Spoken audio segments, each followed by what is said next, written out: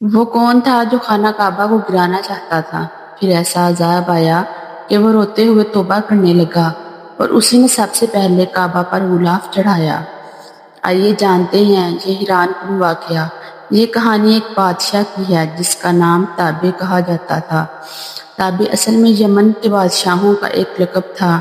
یہ اس وقت کی بات ہے جب تابع اپنی پوری فوج کے ساتھ مکہ کی طرف روانہ ہوا۔ راستے میں اس کے سرداروں نے اسے بھڑکایا اور کہا کہ یہ عرب کا سب سے مشہور شہر ہے، اگر آپ کعبہ کو فتح کر لیں تو آپ کا نام پوری دنیا میں پھیل جائے گا۔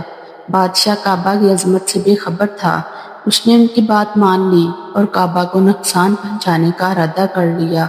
جیسے ہی اس نے حملے کا ارادہ کیا، اچانک پوری فوج پر ایک عجیب بیماری آ گئی۔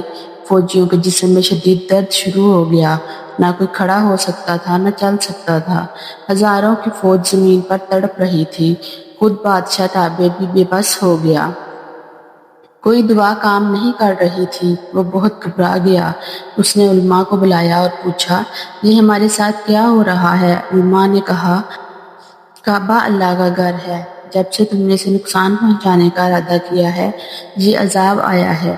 یہ بیماری اس وقت تک ختم نہیں ہوگی جب تک تم اپنے دل سے یہ ارادہ نکال نہیں دیتے۔ یہ سن کر بادشاہ نے سچے دل سے توبہ کی اور کعبہ کو نقصان پہنچانے کا خیال چھوڑ دیا، اور پھر ایک معجزہ ہوا۔ اسی وقت بیماری ختم ہو گئی۔